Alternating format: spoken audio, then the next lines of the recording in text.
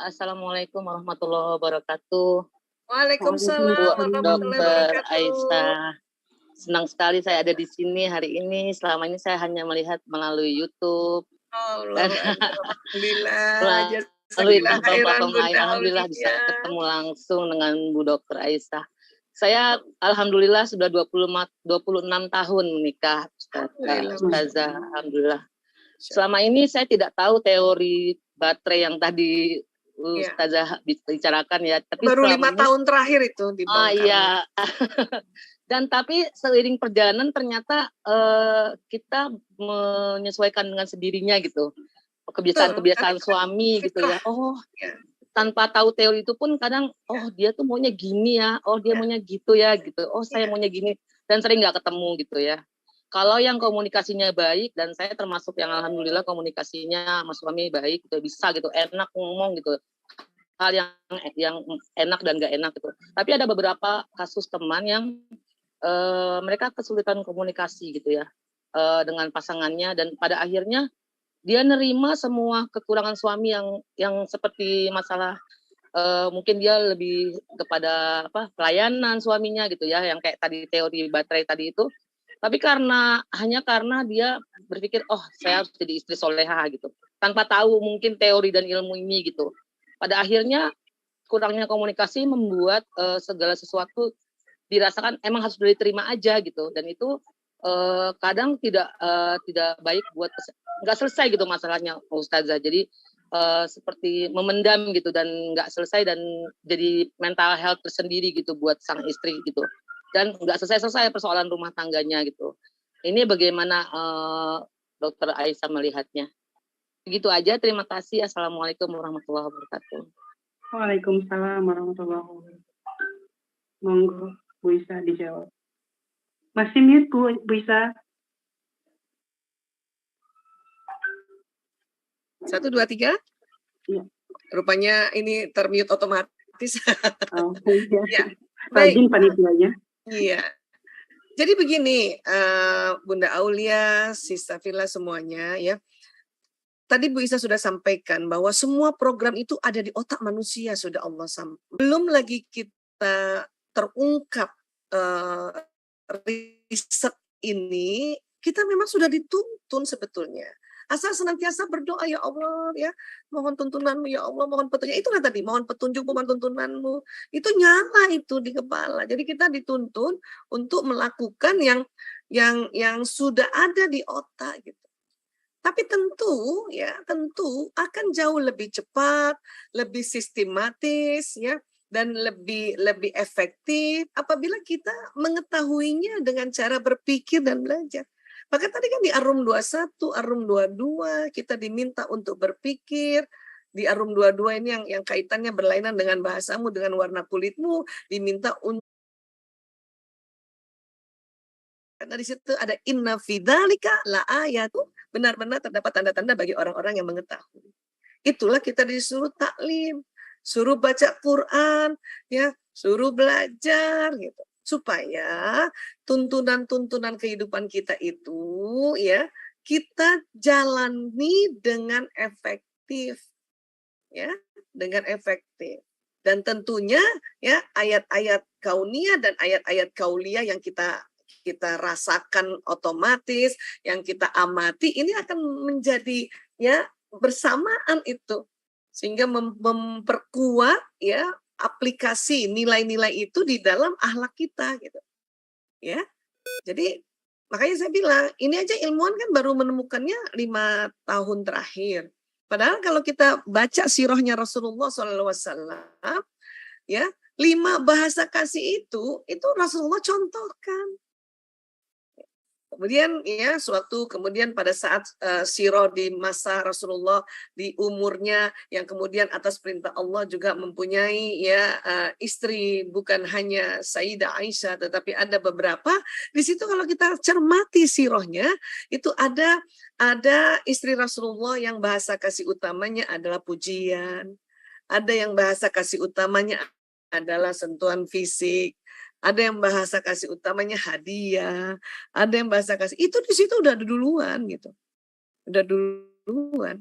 Cuman terkadang kita nih yang namanya penelitian itu tadi panjang, lama, butuh biaya, butuh alat. Sehingga yang cukup mampu untuk kayak gitu ya orang-orang di luar negeri sana atau orang-orang yang katakanlah bukan non muslim tapi dia meneliti sesuatu yang fitrah yang Allah ya takdirkan, maka kita beruntung juga untuk tahu. Kalau enggak kan saya aja kemungkinan nggak bisa meneliti menemukan tadi 5 baterai kasih, tetapi setelah tahu 5 baterai kasih dengan segala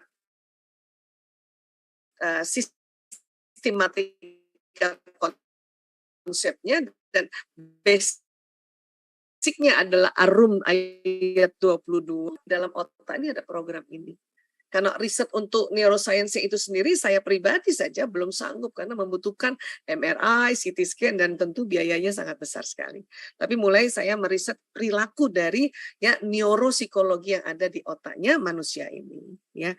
Jadi buat nanti sahabat-sahabat yang lain termasuk tadi sahabatnya Bunda Aulia memang harus dituntun untuk belajar ya. Ajaklah di komunitas Odots ini gitu. Karena pada saat kita setiap hari baca Quran tanpa sadar Allah tuh memberikan hidayahnya itu. Jadi Quran yang ada di otak kita tuh nyala, Quran yang ada di kolbu kita tuh nyala. Dan akhirnya mungkin ya belum sempat baca penelitian sudah melakukan seperti tadi Bunda Aulia sampaikan. Ya, kurang lebih seperti itu. Insya Allah tetap semangat untuk kita bertaklim seperti ini. Apalagi dengan adanya teknologi Zoom meeting gini, Masya Allah mudah banget ya kita ya. Dari mana aja kita bisa mengakses ilmu Insya Allah. Ya. Demikian yang bisa saya sampaikan. Saya kembalikan lagi ke Bunda Mary, Mbak Mary. Masya Allah. Rumah tangga itu memang sekolah seumur hidup ya, Bu ya. Merangkai puzzle-nya juga seumur hidup. Iya. Betul. Tapi asik lah. Disitulah Allah Maha melihat ikhtiar kita gitu ya, di situ. Dengan diniatkan karena Allah ya, cinta karena Allah, mencintai suami, mencintai anak karena Allah, insya Allah kasih jalan. Belum lagi masuk surganya di akhirat ya, jannah di baitinya sudah dapat itu kalau kita berikhtiar belajar terus. Baiti jannah itu. Ya. Iya. Selanjutnya ya Wisa ya, ini ada pertanyaan saya ambil dari kolom chat. Tadi sudah dipilih sama panitia dari Ibu Editia menyampaikan bertanya, Ustazah, saya Editia dari Depok. Izin bertanya, bagaimana caranya menghadapi masa puber kedua laki-laki Ustazah, khususnya dalam menjaga hati dan pandangan suami. Terima kasih Ustazah. Masya Allah. Sebetulnya di istilah neuropsikologi nggak ada puber kedua, nggak ada. Iya. Yang ada adalah perubahan hormonal karena usia sudah mulai lanjut, yang ada itu ya. Karena istilah puber atau pubertas itu berasal dari bahasa Latin yang artinya maaf tumbuh bulu-bulu. Pubertas itu atau puber, ya kan? Nah, itu cocok buat anak-anak yang beralih dari masa kanak-kanak ke remaja, makanya disebut pubertas, tumbuh bulu-bulu, ya. Nah, kalau suami kan makin lanjut usia kan bukan tumbuh bulu-bulu, makanya sebetulnya ya ini istilah populer saja itu puber kedua. Tidak ada di neuropsikologi kondisi puber kedua. Yang ada adalah tadi perubahan hormonal karena pasangan ini masuk ke lanjut usia. Di mana laki-laki itu kan ada namanya hormon laki-laki, hormon testosteron, ya. Hormon yang agresif, hormon yang dominan, hormon yang menggebu-gebu gitu ya. Nah, itu namanya testosteron seperti itu. Nah, rupanya di dalam tubuh laki-laki juga ada hormon perempuan namanya estrogen, walaupun komposisinya lebih sedikit dari testosteronnya, gitu ya. Usia 50 tahun ke atas, ya 50 tahun, 55 dan seterusnya ya. Testosteron laki-laki kan mulai berkurang. Testosteron laki-laki, hormon laki-laki itu mulai berkurang. Tapi tidak pernah habis. Namun estrogennya laki-laki kan tetap ada. Sehingga sebetulnya usia 50 tahun ke atas laki-laki ini ya, sifat perempuannya lebih dominan dibanding waktu dia masih muda. Salah satu sifat perempuan ingin tampil indah. Begitu juga laki-laki yang 50 tahun ke atas atau kita sebut bapak-bapak ingin tampil indah. Maka jangan heran ya, dulu nggak pernah pilih-pilih baju, nggak pernah pakai parfum. Sekarang kenapa usia 50 tahun ke atas pilih-pilih baju, beli baju baru, ya perhatian sama penampilan. Kenapa jadi suka parfum kan gitu ya? Itu bukan puber kedua. Itu karena perubahan hormon. Laki-laki hormon perempuannya menjadi lebih dominan, makanya dia jadi lebih, kita kan perempuan memperhatikan ini kan penampilan kan itu ya. Nah kemudian sifat dominannya sebagai laki-laki yang namanya testosteron yang agresif dan sebagainya mulai berkurang dan ingin ditemani oleh istrinya gitu, ingin dihargai, ingin sebagai izahnya laki-laki, ingin ya apalagi kalau tadi bahasa kasihnya pujian, ingin selalu dipuji.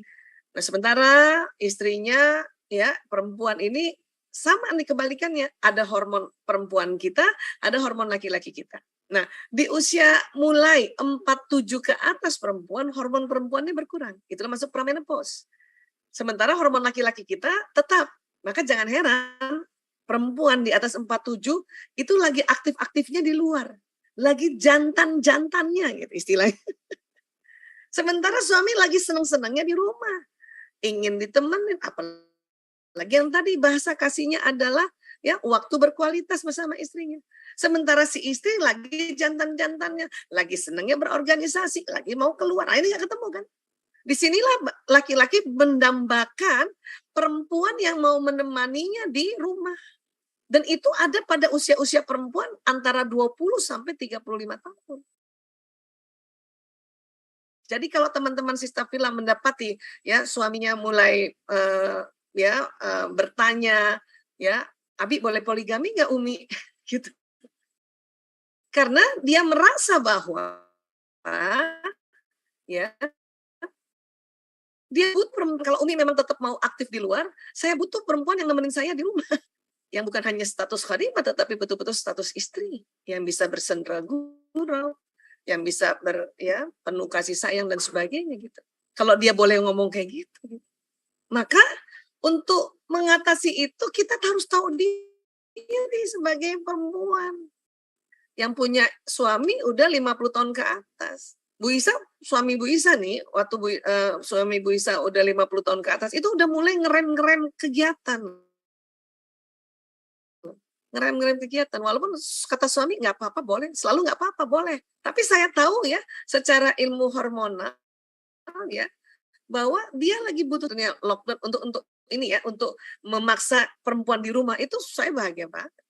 Sekarang juga begitu, maka saya lebih memilih kalau bisa seminar dari rumah. Kalaupun offline itu paling ya sebulan sekali kan, 2 pekan sekali supaya nggak terlalu sering ninggalin suami. Ya.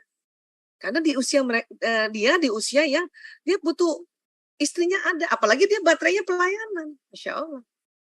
Nah seperti itu. Ya, jadi sekali lagi Sista Pila, saya sedang sosialisasi untuk tidak usah menggunakan istilah puber kedua ya. Karena itu nanti konotasinya negatif dan kita nanti takut sendiri. Masya Allah, jadi banyak catatan ya, Bu Isa ya. Bagaimana kalau sudah usia lanjut, laki-laki semakin, bukan puber kedua ya Bu Isa ya, tapi dia hormon perempuannya semakin keluar. Semakin lembut dan semakin ingin ditemani gitu. Makanya nggak heran juga kalau misalnya ya Islam itu ada konsep poligami, bahwa ya itu tadi ya poligami ya, bukan perselingkuhan ya, poligami. Karena bisa jadi di usia-usia suaminya usia kayak gitu, istri-istrinya lagi dibutuhkan umat atau lagi memang lagi powerful untuk, tapi kan dia harus ada yang nemenin, makanya minta izin, dan ini harus masuk akal juga. Kalau memang nggak mau poligami, ya tahu diri lah istri, ya ikuti itu kebutuhan suami. Makanya tugas-tugas luarannya yang itu dikurangin kan gitu. Kan tinggal gitu aja kan sebetulnya, ya nggak sih? Ya.